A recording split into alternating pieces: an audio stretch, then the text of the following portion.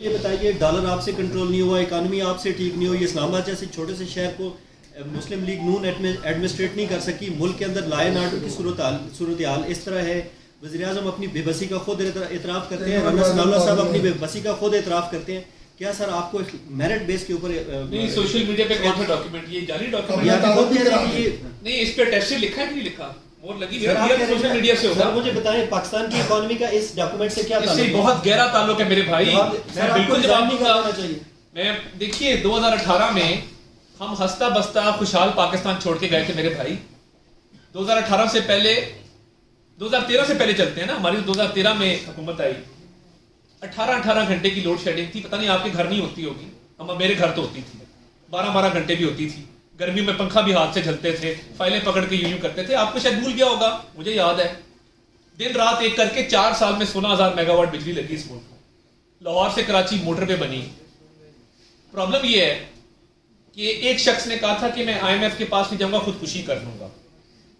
I am F کا معاہدہ کرنے وہ گیا تھا، اسد عمر کو بطور پوسٹر بوائے پیش اس نے کیا تھا، 4 وزرائے خزانہ اس نے تبدیل کیے تھے، اکانومی کے ساتھ کھلواڑ اس نے کیا تھا، اربوں روپیہ قوم کا وہ لوٹ کے چلا گیا. فرا گوگی جیسی نااہل عورت کو پنجاب کا ذمہ دار بنا دیا. بزدار جیسا بندہ جس نے کبھی زندگی میں کوئی بڑا ایڈمنسٹریٹو یونٹ نہیں بنایا تھا، اس کو پنجاب کا وزیر اعلیٰ بنا دیا، جو کہتا تھا کہ نیس پاک کی پریزنٹیشن میں کہتا تھا کہ نیس پاک اور نیسلے ایک ہی چیز ہے.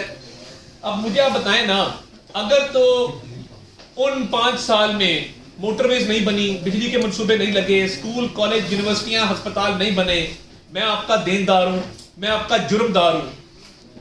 جو پشاور میں 10 سال کی حکومت میں دودھ اور شہد کی نہریں بہ رہی ہیں، مجھے تھوڑا سا دودھ اور شہد وہاں سے ادھار لا دیں. لیڈی ریڈنگ ہاسپٹل میں آج پیرس سے لوگ آ کے اپنا علاج کرواتے ہیں، وہاں پہ حملے نہیں ہو رہے. سی ٹی ڈی ڈپارٹمنٹ اپنا کام بھرپور کر رہا ہے. پنجاب میں سی ٹی ڈی کی بنیاد رکھی، آج امن قائم ہے. ٹاک سنا نا کریں، میرا جواب سن لیں، تسلی سے سن لیں. ادھر سی ٹی ڈی ڈپارٹمنٹ کو 10 سال غیر فعال رکھا گیا. آج گلی گلی میں دھماکے ہو رہے ہیں، گلی گلی میں حملے ہو رہے ہیں. تو بات یہ ہے کہ ملک کو سنوارے ہم. 2018 میں ہمیں ٹیکنیکلی ناک آؤٹ کر دیا جائے، وہ ترقی کا سفر رک جائے. اور ہم نے ان 11 مہینوں میں عمران خان صاحب کا گرائے و ملبہ آ کے اٹھایا ہے. سیاست اپنی داؤ پہ لگائی ہے، مگر اٹھایا ہے، اٹھائیں گے. ملک کی خاطر اگر ہمیں سیاسی کیپٹل اپنا قربان کرنا پڑتا ہے، کریں گے. پہلے بھی کیا ہے، آئندہ بھی کریں گے. ہر اچھے منصوبے پہ ہماری مہر ہے. مجھے 2 بڑے منصوبے بتا دیں جو عمران خان صاحب نے اس ملک میں لگائے ہوں. کالی اینک پہن کے دوپہر 2 بجے ترجمانوں کا اجلاس کرنا کسی مسئلے کا حل نہیں ہے. 12 بجے ہیلی کاپٹر بنی گالہ سے پی ایم ہاؤس جاتا تھا، 5 بجے واپس آ جاتا تھا. وہاں پہ کس طرح کا گینگ چلتا رہا ہے، کس طرح پیسے بٹورے گئے ہیں. اس ملک میں کبھی تاریخ میں نہیں ہوا کہ چینی پہلے ایکسپورٹ کی گئی، پھر قلت پیدا کر کے اس کو امپورٹ کیا گیا. اس ملک کی تاریخ میں کبھی نہیں ہوا کہ گندم پہلے ایکسپورٹ کی گئی، قلت پیدا کر کے پھر اس کو مہنگے داموں امپورٹ کیا گیا. تو دیکھیں، ہم بی آر ٹی 11 مہینے میں بنائیں اور آدھی قیمت پہ بنائیں، وہ بی آر ٹی 2 سال میں بنائے اور تگنی قیمت پہ بنائے، تو ذمہ دار کون ہے؟ وہ اپنے دوستوں کو نوازے، کابینہ میں پوزیشنز دے. بات یہ ہے، ہم نے اگر یہ ملبہ گرایا ہوتا تو ہم اس کے جواب دہ تھے.